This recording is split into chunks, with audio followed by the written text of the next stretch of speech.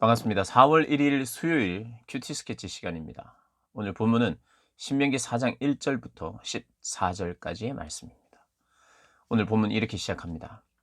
이스라엘아, 이제 내가 너희에게 가르치는 규례와 법도를 듣고 준행하라. 그리하면 너희가 살 것이요 너희 조상의 하나님 여호와께서 너희에게 주시는 땅에 들어가서 그것을 얻게 되리라. 내가 너희에게 명령하는 말을 너희는 가감하지 말고 내가 너희에게 내리는 너희 하나님 여호와의 명령을 지키라. 아, 오늘 제가 금방 읽었던 이 말씀이 신명기의 주제와 같은 말씀입니다. 무엇입니까? 여호와의 명령. 그 명령을 가감하지 말고 임의로 변경시키거나 일부만 순종하고 일부는 버리고 그렇게 하지 말고 여호와의 명령을 온전히 순종하라. 그렇게 말씀을 하십니다. 그러면서 3 절에 "가감하여 순종하지 않은 일이 있었지 않느냐?"라고 말하고 있는데요. 그 내용은 이렇습니다.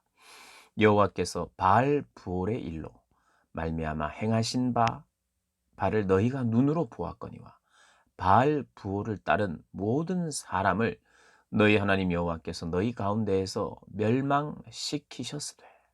바알브올 사건이 뭔지 우리 잘 모르는 사람도 있을 겁니다.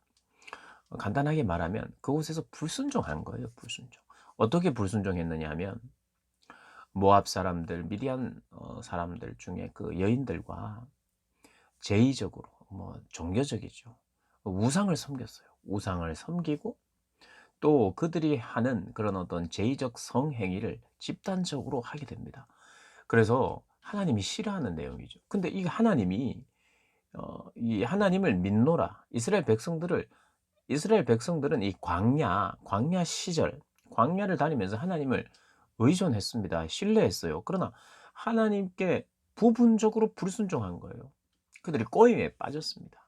여러분 발람이라고 하는 사람, 이제 민수기 25 장을 여러분이 읽어 보시면 좀 알게 될 텐데 꼬임에 빠져 가지고 그들이 또 유혹에 빠져서 우상을 섬기게 됩니다.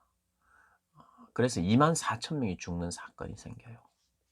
그게 불과 이 광야 시절, 광야의 기간의 마지막 단계에서 불과 오늘 본문이 말하는 한 석 달 전에 있었던 사건입니다. 가장 최근에 불순종했던 사건이죠.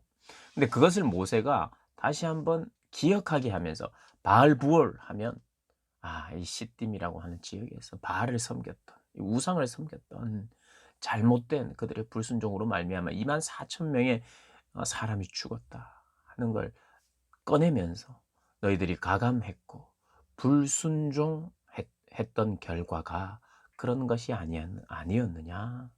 그때 24,000 명이 죽었고 지금까지 살아있는 너희는 어떻게 된 것이냐. 순종했지 않느냐. 그러니까 너희들이 오늘까지 생존하고 있는 것이다. 그러니 너희들은 가나안 땅에 들어가서 약속의 땅에 들어가서 순종해야 된다. 근데 오늘 본문은 이 4 절에 순종을 어떻게 표현하느냐 하면요. "너희들은 순종했기 때문에 하나님이 생존케 하셨다." 이 말을 이렇게 표현합니다. "오직 너희의 하나님 여호와께부터 떠나지 않은 너희는." 여호와께부터 떠나지 않는 너희는. 여러분 여호와께 딱 달라붙어서 떠나지 않는. 이것은 굉장히 어떤 성숙한 사람이 하는 행위가 아닌 것 같아요. 완전히 성숙하고 완벽한 사람이 하는 그런 어떤 행동은 아닌 것 같아요. 도덕적으로 흠이 없는 사람들의 행동은 아닌 것 같아요. 이것은 뭐냐 하면 어떤 완전함 이런 것을 말하는 게 아니라 하나님을 간절하게 신뢰하며 전적으로 하나님의 편에 서기를 바라는 그런 의지가 보이는 거죠. 이게 바로 순종이라는 것입니다. 순종은 딱 붙어서 하나님 편에서 떠나지 않으려 하는 그 자세로 순종이 가능한 거예요. 순종은 뭐냐? 그런 겁니다. 하나님께 늘 붙어 있는 그런 행위. 그로 인해서 너희들이 순종할 수 있는 거야. 그러니까 너희 머리에도 그 하나님의 말씀을, 손목에도 하나님의 말씀을 보게 하고, 들어가는 문이나 나오나 하나님 말씀을 항상 너희들이 보면서 붙여 놓고 그렇게 해라는 거예요. 떠나지 않게 하려고. 여러분 우리는 눈에 보이고 자꾸 생각하고 기억해야만 순종할 수 있는 자예요. 왜 이렇게 기독교는 많이 배워야 되고 계속해서 성경을 읽으라 그러고 계속해서 매일매일 기도하라 그러나 여러분 그렇지 않으면 우리는 떠나기 쉬운 존재예요. 그 어떤 기독교인들도요. 그 어떤 성숙한 사람들도 매일매일 하나님께 붙어 있지 않으면 안 되기 때문에 몸부림치는 사람이 그게 참된 성숙한 그리스도인이에요. 여러분 기독교는 성숙할수록 더 주님께 매달리는 게 기독교예요. 그게 그리고 진리이고요. 나는 돌을 텄기 때문에 뭐 힘들이지 않아도 하나님께 순종할 수 있다. 이건 사입입니다. 이건 이단이에요. 이건 가짜입니다. 하나님을 진실로 섬기는 사람일수록 겸손하게 자기의 연약함과 죄를 더 깊이 깨닫고 '하나님 없으면 안 된다.'라고 말하며 그렇게 딱 붙어 있는 사람. 그렇게 딱 붙어 있으라고 말합니다. 그렇게 사는 것이 지혜로운 삶이라는 거예요. 오늘 6 절에 "너희는 지켜 행하라. 이것이 여러 민족 앞에서 너희의 지혜요 너희의 지식이라." 여러분 우리가 어떻게 지혜를 얻을 수 있느냐? 하나님의 말씀을 가까이 하면서 하나님의 말씀을 지켜 행할 때에 그것이 지혜입니다. 그건 누가 봐도 바른 길이에요. 결국에는 선을 이루는 길입니다. 정직하고 말씀에 입각하여서 하나님이 원래 인간을 창조하신 인간다운 삶을 살게 하는 게 하나님의 율법이거든요. 그것을 알고 그것을 가까이 하고 그대로 순종하고 딱 하나님께 붙어 있으려고 하는 그런 모든 행위들이 가장 지혜롭고 지식이 있는 삶이에요. 그래서 하나님은 우리에게 율법 주신 이유가 우리로 하여금 그 말씀을 인간답게 하나님의 백성답게 살아내는 지혜요 지식일 뿐만 아니라 이렇게 이야기합니다. 6 절에 그들이 이 모든 규례를 듣고 그들이 누굽니까? 이제 가나안 땅에 약속의 땅에 들어가면 그 주변에 있는 뭐 여러 나라 사람들, 여러 나라 국가에서 그 규례를 듣고 이르기를 이 큰 나라 사람은 과연 지혜와 지식이 있는 백성이로다 하리라. 이 큰 나라, 영토가 크다는 게 아니에요. 이 큰 사람이라는 것은 놀라운 사람이라는 거예요. 지식과 지혜가 넘치는 사람. 이 사람이 이들이 바로 지식과 지혜가 있는 백성이로구나 하면서 하나님의 율법을 지키는 그 삶을 통해서 다른 이웃 국가에도 율법을 전하게 되고 율법에 영향을 주게 되면서 하나님의 이 율법은 이스라엘 백성들에게만 유효한 특별한 이들에게만 통하는 특별한 규례가 아니라 온 민족과 나라와 열방에 그대로 적용되는 모든 사람들의 모든 민족에게 유효한 율법이에요. 그 율법을 주면서 그 율법대로 행하고 그 율법을 전하는 자의 삶을 사는 게 이스라엘이었어요. 근데 이스라엘이 사실은 그것을 특혜로만 알고 선민 의식으로만 여기면서 '우리만 선택받았다.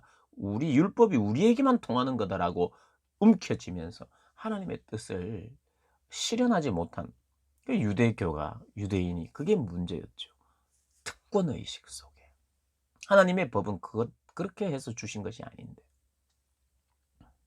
그러면서 7 절에 이렇게 이야기합니다. 우리 하나님 여호와께서 우리가 그에게 기도할 때마다 우리에게 가까이 하심과 같이 그 신이 가까이 함을 얻은 큰 나라가 어디 있느냐.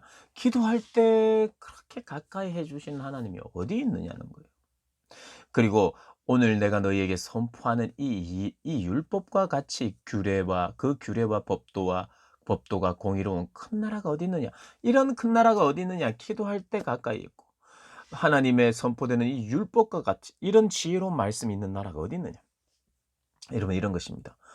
아 어떻게 이 기도 그리고 이 율법, 기도와 이 말씀을 통해서 하나님을 가까이 하게 되고 지혜로운 삶과 지식 있는 삶을 살게 되는. 그래서 순종은 어떻게 하느냐? 인격적으로 하나님과 관계를 맺으면서 하는 거예요. 순종은. 빨리 말하세요. 빨리 말하세요. 빨리. 몇 가지? 10 가지요? 알았어요. 내가 지킬게요. 순종이 아닙니다. 억지로 하거나 맹목적으로 하거나 마음 없이 일단은 행동은 할게요. 이게 순종 아니에요. 순종은요. 하나님을 찾고 기도하고 기다리고 바라고 하나님의 말씀을 읽으면서 깨닫고 하나님께 교제하는 거예요. 지속적으로 그게 인격적이라는 거예요. 여러분 인격적이라는 게 뭡니까? 주세요. 내가 할게요. 빨리 주세요. 보기 싫어요. 이 인격적인 게 아니에요. 그의 얼굴을 기뻐하고 즐거워하고. 여러분 하나님의 말씀을 모르면 모를수록 하나님을 즐거워할 수가 없습니다. 그건 분명해요. 하나님이 왜 즐겁고 하나님이 왜 재밌고 하나님이 왜 귀하고 하나님이 왜 하나님의 사랑을 나는 못 느끼겠다. 이유가 있습니다. 그분의 얼굴을 구하는. 그 얼굴이 뭐지? 하나님의 말씀과 뜻을 구하는 거예요. 참 진리가 있는데 사람을 사람답게 하고 사람이 가장 복되고 행복한 상태, 그 상태는 말씀을 알고 거기에 순종하고 그렇게 순종하면서 하나님을 알게 되면서 사랑이신 하나님이 사랑을 주시고 사랑을 경험하면서 인격적인 인격적인 거예요. 기도하는 것이 인격성을 말하는 겁니다. 말씀을 가까이 하며 대하면서 내가 깨달아서 스스로 자발적으로 감사함으로 하는 것이 그게 순종이에요. 일단은 순종할게요. 일단은 알겠어요. 말 많이는 하지 마세요. 일단 딱딱 하라 말라 이것만 말하세요. 이건 인격적인 관계도 아니고 순종도 아닙니다. 하나님 그걸 원하시는 게 아니에요. 하나님의 백성들과 인격적인 관계를 통해서 지속적인 관계들, 그것을 통해서 순종하는 겁니다. 그러면서 그 순종이 우리의 마음을 힘써 지키면서 조심하면서 스스로 삼가하면서 붙들어야 될 거예요. 여러분 아까 그렇게 말씀을 드렸죠. 하나님의 편에 딱 달라붙어 있는 거. 그래서 오늘 9절에 이렇게 이야기합니다. 오직 너는 스스로 삼가며 네 마음을 힘써 지키라. 그리하면 네가 눈으로 본 그 일을 잊어버리지 말라. 그리하여 네가 눈으로 본 그 일을 잊어버리지 말라. 네가 생존하는 날 동안에 그 일들이 네 마음에서 떠나지 않도록 조심하라. 너는 그 일들을 네 아들들과 네 자손들에게 알게 하라. 스스로 삼각을 힘써 지키도록 몸부림치며 살아야 합니다. 그렇게 하면서 네 자손들에게도 네 아들들에게도 이것을 알게 하라는 거예요. 사랑하는 여러분, 혹시 여러분의 어머니 아버지가 하나님의 말씀을 가르치려고 하고 알게 하려고 하면 그런 부모님이라면 여러분 참 감사하십시오. 오늘 부모님께 엄마, 아빠 너무 고마워요. 감사해요. 아 이렇게 하나님께서 이렇게 가르치라고 말씀하셨기 때문에 그렇게 하신 거군요. 그게 나를 지혜롭게 하고 지식 있게 하기 위해서 하셨군요. 하나님의 말씀에 명령에 순종하기에 부모님들이 그렇게 한 겁니다. 그런 부모님을 여러분 가졌다면 복 받은 거죠. 복. 그렇게 하면서 계속해서 이스라엘 백성들에게 이렇게 이야기합니다. 너는 스스로 사람들에게 가르치라는 거예요. 이 말씀을. 이 말씀을 계속해서 가르치고 다음 세대에 전수하라 이렇게 이야기합니다. 10절에 중반에 세상에 사는 날 동안 나를 경외함을 배우게 하며 그 자녀에게 가르치게 하리라 하시매.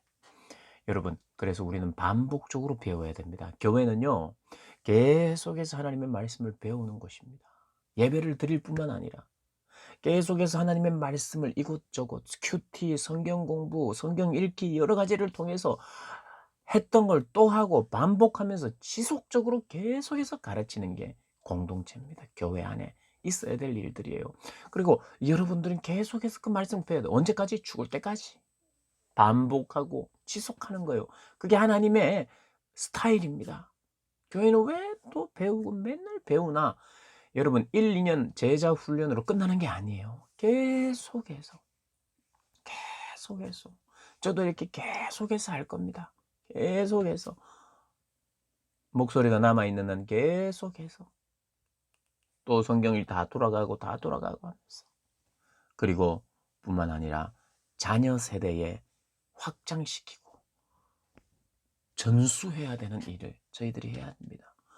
여러분들도 특별히 고등학생들도 조금만 있으면 아이를 낳고 자식이 생깁니다. 아주 조금만 있으면 금방이에요. 그들을 가르치고 먹이고 전수해야 합니다. 그게 우리의 사명이에요. 그렇게 하나님께서 우리에게 그것을 원하십니다. 어떤 면에서는 이 4장 오늘 이 본문이 신명기의 이 주제입니다. 주제. 너희는 순종하고 그것을 지키고 계속해서 그렇게 하면서 너희도 가르치고 자녀들에게 전수하라. 이게 신명기의 주제입니다. 그런 삶을 살아내기를 기뻐하고 기대하는 여러분 되시기를 주님의 이름으로 축복합니다.